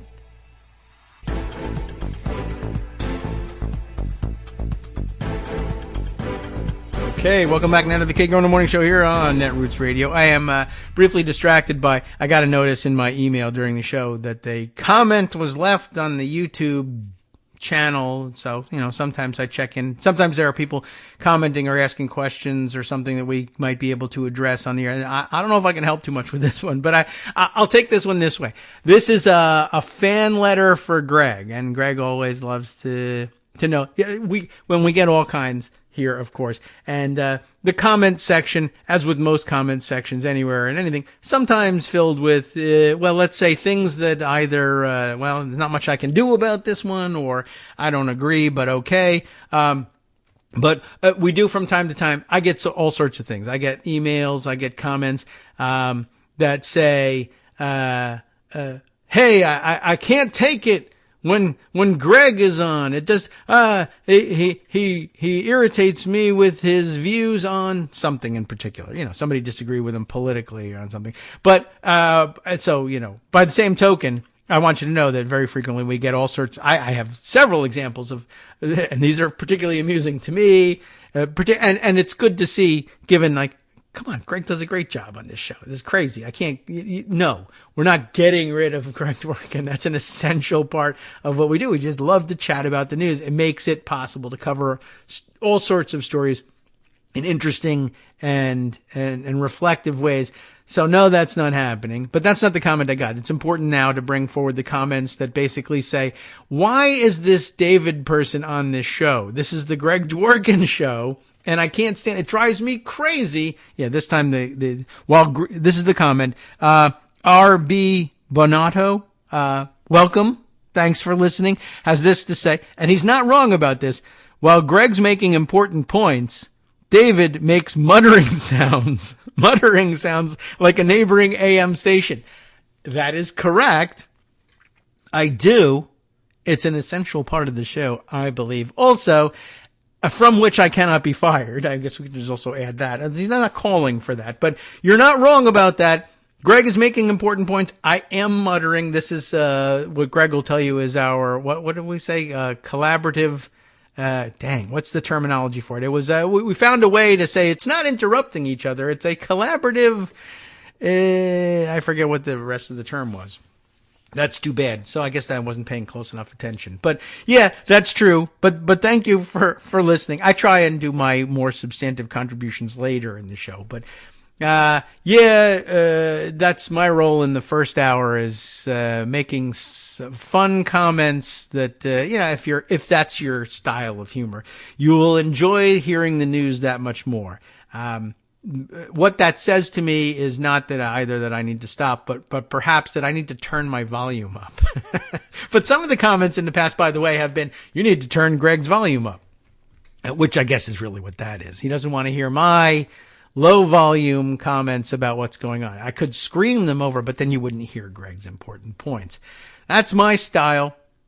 And, whatever. I hope you can get past it, but you've been listening enough to figure that out. So hopefully it doesn't drive you crazy or away, because come and hear Greg's important points. And then you could turn the rest of the show off. There are fans who like the first part of the show, and there are fans who only want to come to the second part of the show. But the vast majority of you stick around for a long time. Okay, so one of the things that you'll benefit from by sticking around this far is, one, I will announce that we do have an answer on whether or not the House Ethics Committee report on George Santos has come out during the show. The answer is yes. I will also point out that the piece is illustrated with a photo of George Santos, which will disprove the notion that glasses automatically make you look smart. So you can go and take a look at it. We will review this for sure. But before I do, I wanted to share with you a Politico piece that I had put aside at some point. Did I not open it already? Well, I just gave you the Ars Technica story from the DePape trial, which focused on a very specific issue coming to light from the testimony. But there's a wider ranging view of what's happening that was offered up by Politico that it too has a particular focus. Perhaps the most important focus in this for me, from my perspective, besides just, hey, this is a criminal that we really need to, do something with here. This criminal trial needs to be held, and this case needs to be disposed of in some fashion. But another view of what's going on here. Prosecutors grapple with alternate reality defense in Paul Pelosi trial. Well, this bears on all Trump-related trials, because that's the strategy that they employ in almost everything. I believed something completely different, and that's why I truly believed either that I had won the election. I don't know that it was really true, and so therefore, insurrection. Okay, that doesn't follow, but that's what they were saying. But we've seen a number of times, as I mentioned when we were reading the Ars Technica story, the problem is that time and time again, people act out because they've heard stupid alternate reality conspiracy theory wacko stories on the radio, not here, but elsewhere, and act out on it. People show up at Comet Pizza and shoot the place up, demanding to see the basement. People show up at the Hoover Dam with bombs, saying you got to stop the vampire pedophiles or something will happen. And then you got people showing up at Pelosi's house and thinking, I'm going to set the world right. I'm going to stop all the insanity and put us back on track in this country with my inflatable unicorn costume, which to me, that's an early warning sign for yourself. Anytime you're packing a backpack if you're packing a backpack with hammers, ropes, zip ties, and that doesn't give you pause, then surely the inflatable unicorn suit would do it. And if not, there's always the backup second inflatable unicorn suit to make sure that you pause and give a second thought about what you're doing. But it didn't work for David DePape. Now, all right, so here's the report. prosecutors grapple with alternate reality defense in Paul Pelosi trial. The trial has become something of a test of what happens when certain far-out strains of digital age American radicalism collide with the criminal justice system. And that's twofold, I would guess, in its meaning, but they're focusing on one of those folds.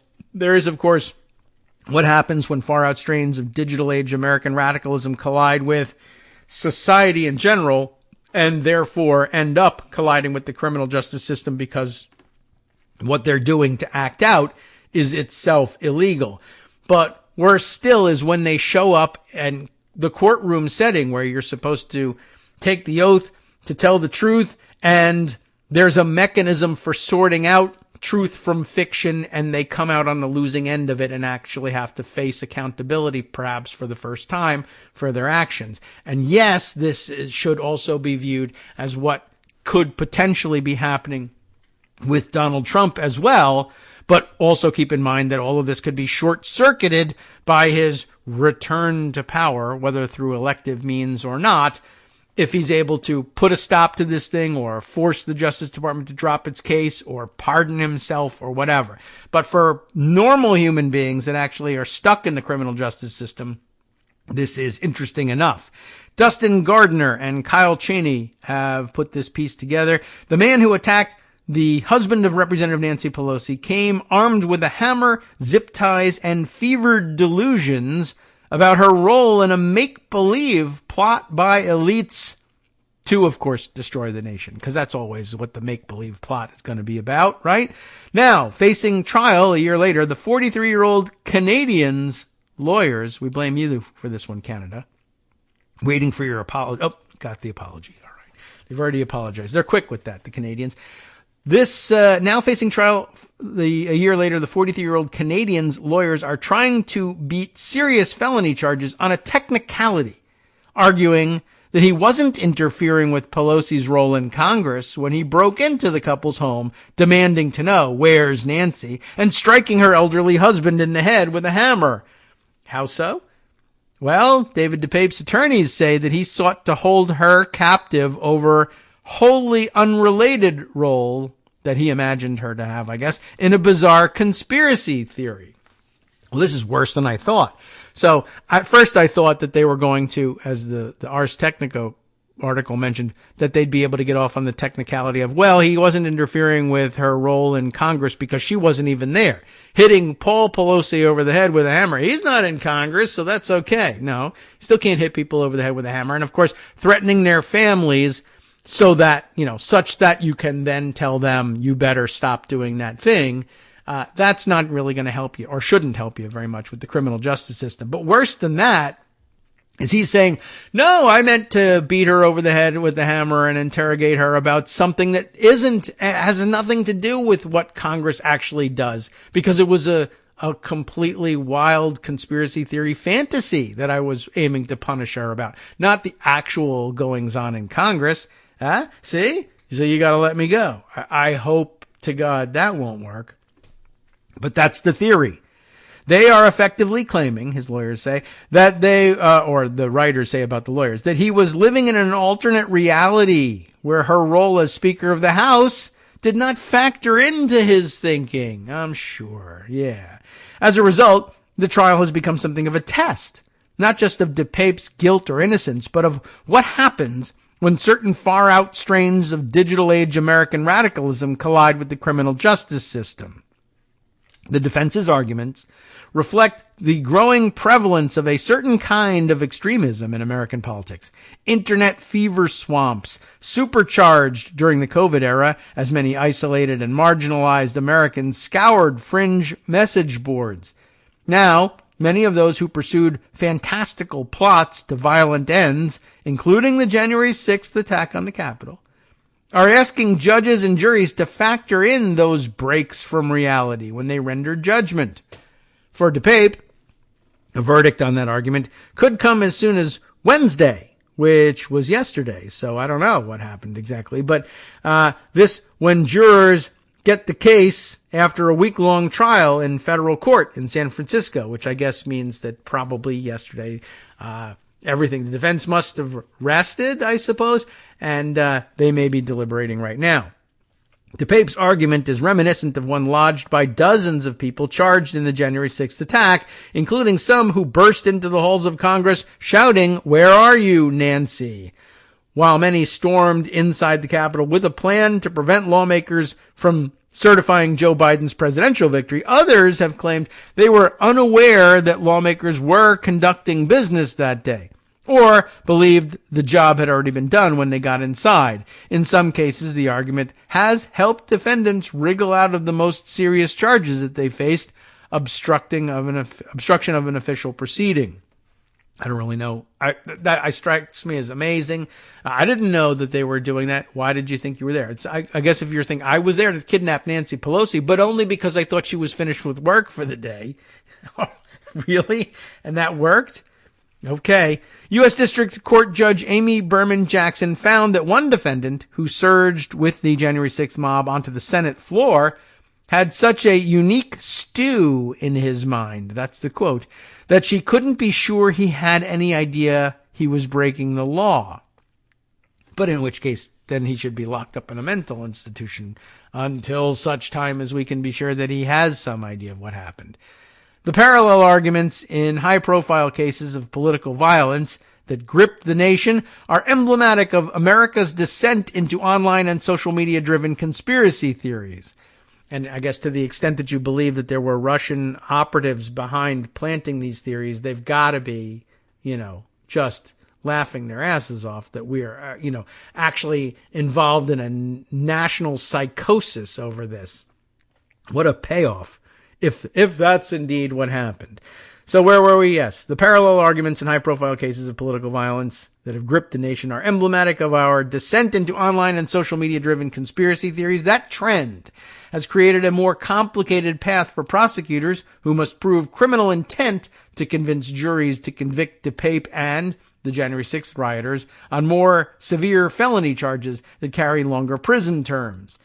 DePape told jurors Tuesday during his rambling and tear-filled testimony that he didn't target Pelosi to prevent her from serving in Congress.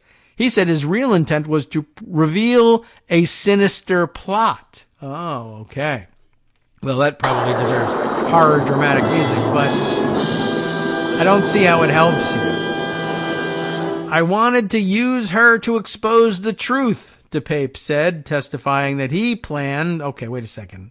First of all, I wanted to use her to expose the truth, which I had no idea what it was. I don't know the truth. But, again, if you want to argue for the mental institution angle on this one, it was to reveal the truth was the reason that he planned, for somehow, I don't know, to wear a unicorn costume that he brought to her home and interrogate Pelosi on camera about what he believes are Democratic plots against former President Trump, which would, of course, automatically become true by virtue of the fact that he was wearing a unicorn costume. I'm telling you, this makes sense to somebody.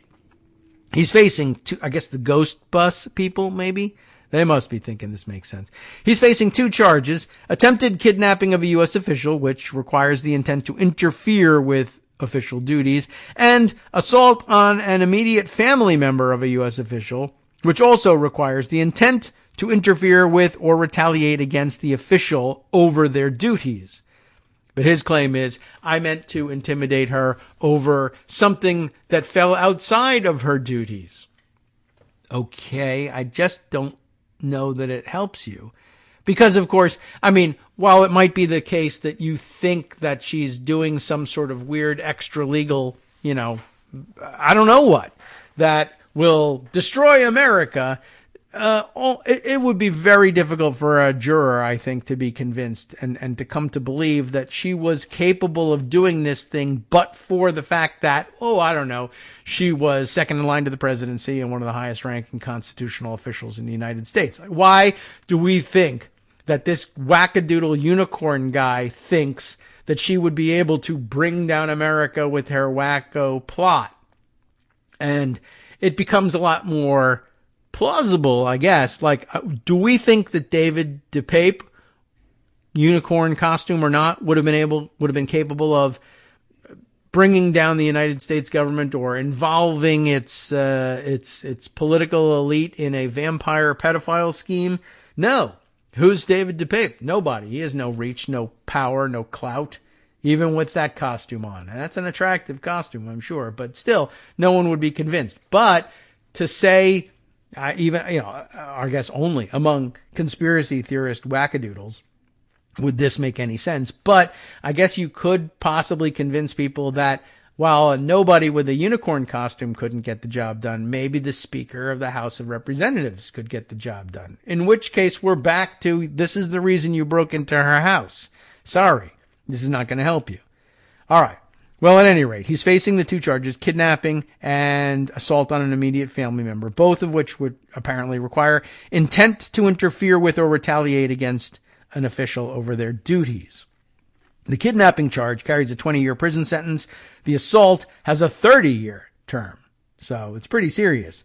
Prosecutors have called the defense's argument outlandish. Assistant U.S. Attorney Laura Vartain Horn said DePape's actions and words before and after the attack show there is ample evidence of retaliation against Pelosi over her official role as Speaker of the House, formerly Speaker of the House. DePape and his attorneys have admitted that he planned to hold Pelosi captive and struck Paul Pelosi with a hammer.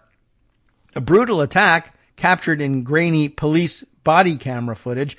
The defense has instead leaned into the Hail Mary argument that DePape shouldn't be found guilty on more severe charges that he sought to impede, interfere, or retaliate against Pelosi over her role in Congress. DePape's attorneys are essentially implying that the charges against him belong in state court, not federal court. Like, I guess just simple assault and attempted kidnapping, not the aggravated attack against the U.S. official type charges. DePape faces a separate trial on state charges for the attack, and defeating federal charges would make it easier for his attorneys to negotiate a potential plea deal with local prosecutors. Maybe. I don't know. I mean, don't they have him dead to rights on the assault? It's on videotape. I don't know that there's any deal to be made. And my guess is that California prosecutors might be more intent on going to trial and seeking the maximum if the federal charges were thrown out. Now it's down to the state to prosecute this as a simple, straightforward assault and attempted kidnapping case. We're not going to make a deal. I don't know.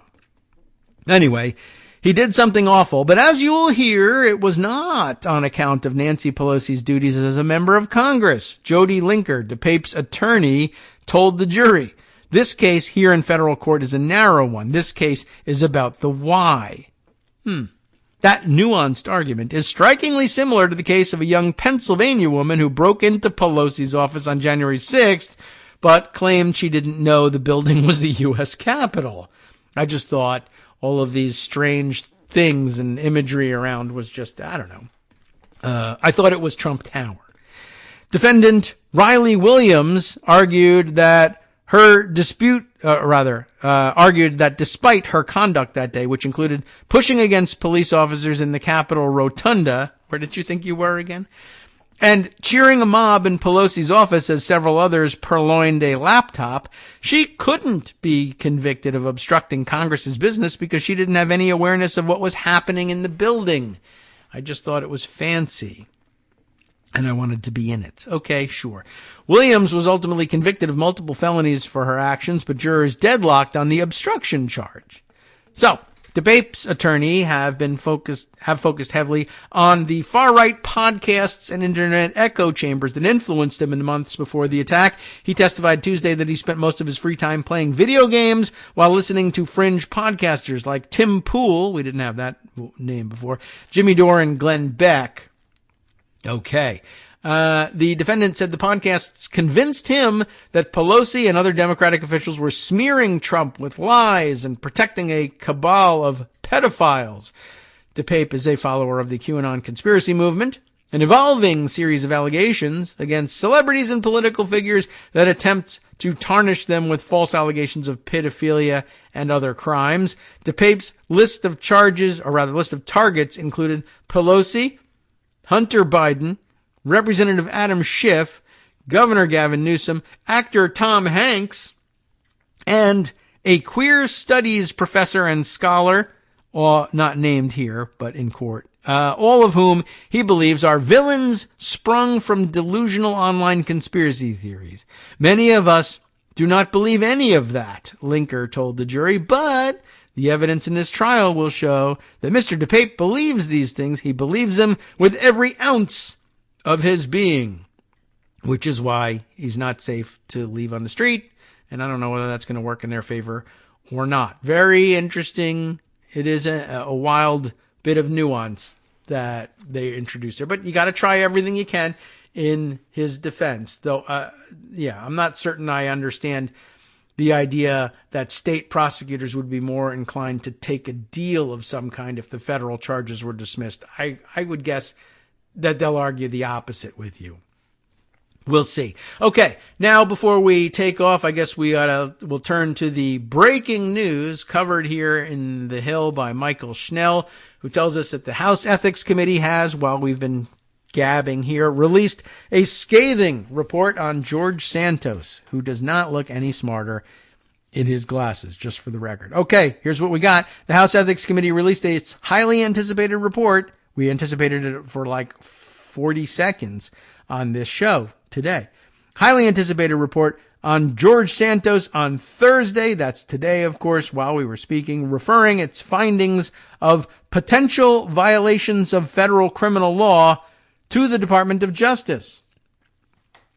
Okay, that makes sense. In a statement accompanying the report, the chairman and ranking member of the panel said, there is substantial evidence to show that Santos, quote, knowingly caused his campaign committee to file false or incomplete reports with the Federal Election Commission, that he used campaign funds for personal purposes, engaged in fraudulent conduct in connection with Redstone Strategies, LLC, and engaged in knowing and willful violations of the Ethics in Government Act as it relates to his financial disclosure statements filed with the House. Okay, the final product is sure to exacerbate the controversy surrounding Santos, who is facing 23 federal criminal counts and has already endured 2 expulsion efforts, with a likely third on the horizon. Okay, I mean, they may try that again now that they have the Ethics Committee report, but the Ethics Committee report doesn't appear to add a great deal, honestly. It is perhaps scathing, but I guess if he's already facing 23 federal criminal counts, many of them stem from the same facts. I don't know if there's going to be any more charges coming, even though there's a referral to the DOJ. I mean, the DOJ, I think, can receive this thing and say, all right, it's a reference to potential violations of federal criminal law, but he's already been charged with most of those. I guess if there's any new charges, they could bring those, but I guess the same logic still applies that has been used to defeat the expulsion measures so far, that they need, and I can see why, that they want to wait until there's a conviction. As we are constantly reminded, everyone is innocent until proven guilty, more or less, supposedly in this country. Certainly members of Congress usually get to enjoy that privilege. And the fact that there's a scathing report, unlikely to change very many votes on that front. Okay, just so that we're up to speed and up to date on this, I thought I would share that. Let's see, anything else that we can squeeze in very quickly before taking off for the day and handing things over to Justice Putnam? Well, some discussion over at MSNBC, why Trump might not be disqualified until January 6th, 2025. What might get in the way? Another of the cases being brought to disqualify Trump from the ballot under the 14th Amendment facing hurdles. This one, let's see what we can find out from Michigan. A judge's ruling in Michigan sets the stage for Congress, not the courts, to make the final call on whether Trump is barred under the 14th Amendment. And I think I confused the rulings in cases in Michigan and Montana. I don't know. I think there was another M state, but now Minnesota. I'm sorry, the other direction, M state. Well, same direction. Anyway, Michigan and Minnesota both had cases pending, and of course a case in Colorado as well, maybe even another state somewhere. And at any rate, so I think I thought that the ruling had come from Minnesota, but it actually came from Michigan, maybe. Now I can't even remember how I screwed it up. But that's something that we can examine. I'll put this aside for tomorrow. Just wanted to let you know that this was out there. We'll have to return to the 14th Amendment issues. But yeah, sounds like from the social media sharing of the story that there's, I guess what they'll be getting to eventually in this case is either a ruling or the hint that a ruling could come with a dismissal, essentially, of the charges or of the question as a political question. The political question doctrine getting in the way of a court ruling on whether or not he is in fact an insurrectionist and therefore disqualified. And instead they would like Congress to make a determination. And of course, when would that be determined? Well, they'd probably have to wait until as late as January 6, 2025 in opening. This would be a howler, wouldn't it? If it comes to Kamala Harris receiving the electoral votes, and whether or not Trump has won a majority of them is immaterial to this, but having to rule on whether or not these votes are, I don't know what. I guess they could try to disqualify or exclude the votes for someone who might plausibly be ineligible under the 14th Amendment and call for a vote in Congress as to whether or not to accept those electoral votes. It's very wild. We'll try and untangle it perhaps tomorrow, unless, of course, Justice Putnam is ready to untangle it on the West Coast Cookbook and Speakeasy, which follows us next NetRootsRadio.com. on NetRootsRadio.com. You have been listening to Kagro in the Morning with David Waldman. Well, here's what he's got on tap. Just because Trump loses repeatedly doesn't mean the judges are biased. That's his first hint. And then on the rest of his menu, a Montgomery County, Maryland middle school teacher is put on leave after publicly claiming the October 7th massacre is a hoax. Boy, that's all we need to add to this situation. That and more next. Stay tuned.